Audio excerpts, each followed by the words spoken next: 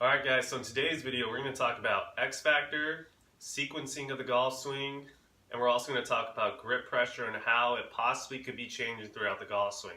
So anyway, stay tuned.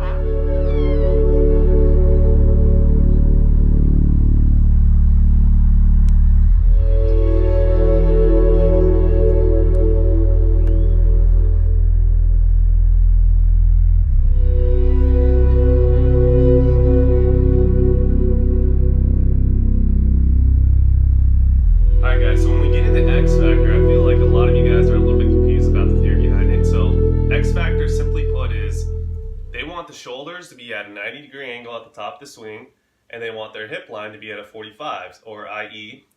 the shoulders are going to be turning a little bit more than the hips, correct? So the common misconception I see with this is people feel like they want to restrict the hip turn and try to turn the shoulders as much as they can to get coil in the golf swing. Well, in theory, I feel like to a certain extent that can work, but at the same time, I see a lot of amateurs struggle to get a full turn because of this, and then you get steep in transition with the shaft. So again, when we're talking X factor, they want the shoulders to be turning all the way to that 90 degrees and the hips at 45.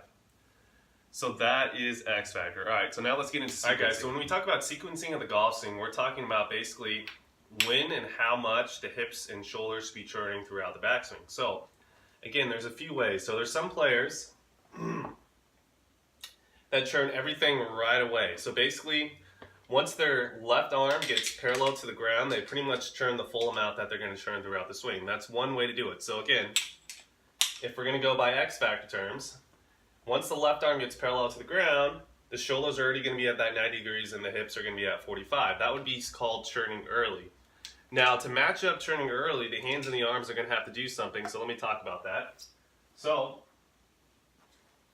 if we're going to turn everything really early, most people are going to drag that hand path, or i.e. where the hands are traveling on the backswing, pretty far inside. So if you're going to turn everything early, you might have to feel like the hand path works a little bit more out, and that you have a little bit more radial hinge in the right wrist like such, to get that club shaft and the hands working on that original shaft plane. So again, the hand path working on that original shaft plane, club head's going to be slightly outside of that. So that's how I'd match up. If you're going to rotate and turn everything early, that's kind of how I'd match it up.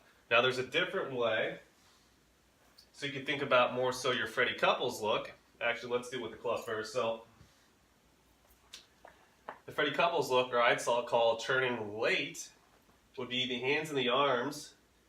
Pretty much once the hands get level, or the arm gets level with the ground, the left arm for a right-handed golfer, they're not going to have turned that much. So again, let's say that the hips have maybe turned maybe 10 degrees and the shoulders have maybe turned close to 30, possibly, probably less than that to be honest.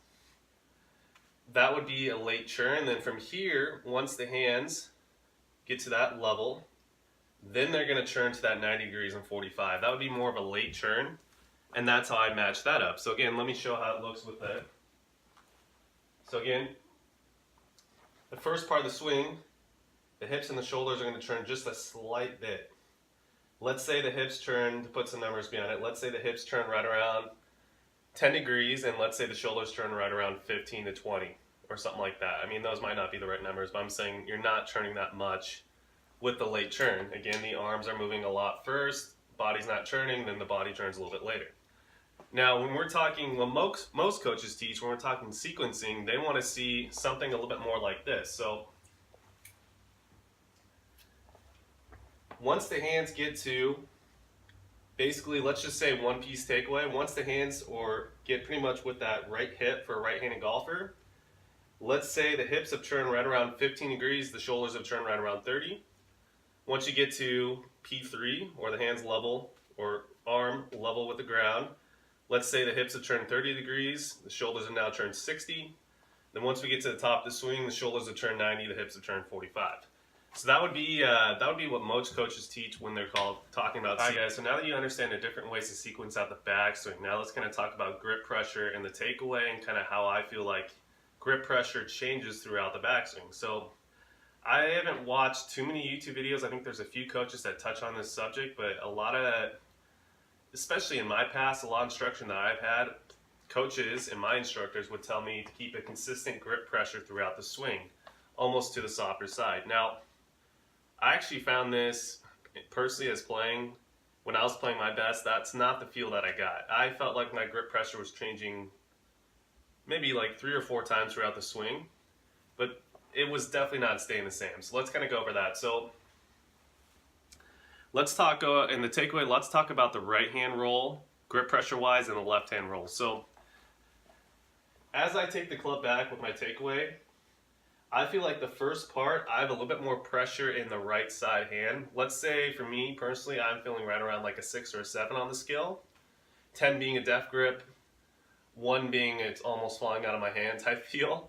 So again, I feel like I'm a 6 with the right hand. And the left hand is pretty neutral. I don't feel like a lot of people say the left hand's directing the backswing. I don't feel that at all. I feel like the right hand has most of the pressure in it, and the left hand's kind of just on along for the ride. Let's say I call it about a 2. Now, once I get up to P3, or actually no, more so once I get up to P2, from P2 to P3, that's when I start feeling the left hand start taking on the majority of the pressure from this point. So again, I'm feeling like the right hand is going to be right around that 6 number, left hand's at the 2. Once I get up to P2, now I'm starting to feel a lot of the pressure into the left hand, more so like that 6 number, and then I'm feeling the right hand's a little bit more relaxed. Now from P2 to P3, I'm still feeling that pressure. Now, I've got a ceiling here, gotta watch out. So on the transition, once I get up to the top of the swing, the transitional feel, now I feel like the right hand and the left hand, maybe, let's say the left hand goes right around back to 3, and I feel like the right hand's at 0, so I get this feel. And that's how I lay down the shaft right there. Also, I do a little bit with the body, but this video we're just talking about pressure. So anyways, the right hand relaxes, the left hand goes right around a 2. Now as I start coming back down to right around P6, that's when I feel like the left hand is starting to get back towards that 6 number. The right hand is still pretty soft at this point. I'd say maybe still around a 2. And from here, I feel like the left hand is pulling the club through as I'm rotating.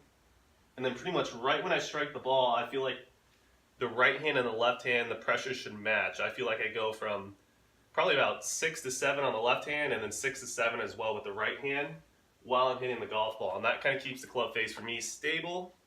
And then basically once I hit the golf ball through the swing, pretty much right when I get back to P8, or hands level to hips on the other side, I feel like both the hands are maybe right around 3, so they're pretty loose to that point, which then allows me to feel like my body's a little bit less loose, and I can turn through the shot. But again, this is a concept I've discussed with a few students, and once they kind of get it and once they start implementing it into their golf swings, it totally changes their thoughts around what type of pressures they should have with their hands, and it also really helps out their sequencing and timing of the golf swing.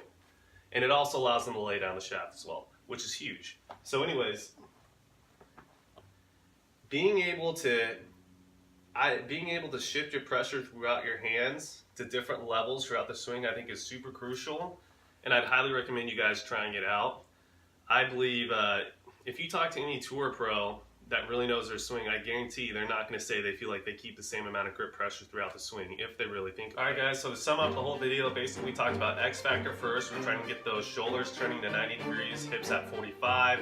Then we talked about sequencing throughout the golf swing. Are you a person that likes to churn everything early? Or do you like to use the arms first and the takeaway, then churn a little bit later? Or are you sequencing out your golf swing bit by bit by bit by bit? Then from there we transition over to kind of grip pressure and how it changes throughout the golf swing, and how I believe that's kind of a new concept that's not talked a lot. Let's see, for my subscribers, I already subscribed to this channel. Please leave a comment below, let me know if you guys like these type of videos, and then if you do have any ideas of future content that you would like to see or videos you'd like to do, feel free to give me a direct message or something like that. I only have around 41 subscribers at this time, so again, I take your guys' comments very seriously, and if you do have a video you'd like to see, I'm definitely going to make it happen.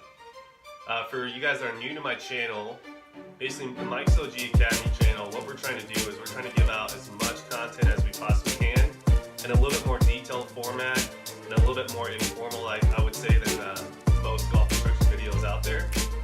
As well, I've come from a background of basically, I've played around 10 to 11 years now. I've coached around 4 of those years, and I've researched a lot about the golf swing, so I'm really trying to bring all the information I have together, compile it together in a way that you guys can easily access it, easily follow it, and then easily implement into your games with my How to Become a Golf Coach series, which kind of focuses on ways to incorporate swing changes and kind of testimonial. I also have an online series that shows testimonials of students going through the swing process. You're not only going to see me in the videos, you're also going to see some of my students and some of my friends talk about just golf in general. So anyways, guys, hope you guys